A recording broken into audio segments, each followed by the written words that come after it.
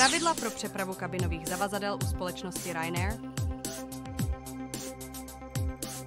Společnost Ryanair rozděluje své cestující do dvou kategorií. V první kategorii jsou priority cestující, kteří mají možnost vzít si s sebou na palubu větší kabinové zavazadlo. Toto zavazadlo musí splňovat rozměry dané leteckou společností Ryanair. Při kontrole prováděné letištním personálem se musí vejít do rámu na měření kabinových zavazadel. Zároveň mají priority cestující přednostní nástup na palubu letadla. Maximální počet prioritních cestujících je 100 na let. Další kategorii jsou non-priority cestující. Tito cestující si s sebou mohou vzít pouze menší příruční zavazadlo, které se vejde pod sedadlo před nimi. Zároveň musí toto menší zavazadlo opět splňovat rozměry dané leteckou společností Ryanair.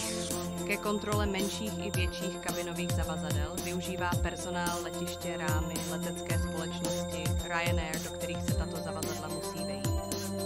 Pokud některé ze zavazadel nesplňuje podmínky, bude za tyto zavazadla účtován další poplatek na letišti. Tak si na to dávejte pozor, ať zbytečně neplatíte navíc. Pokud máte jakékoliv dotazy, tak je napište do komentářů a nezapomeňte dát videu like a přihlásit odběr pro další rady a tipy na cestování letadlem.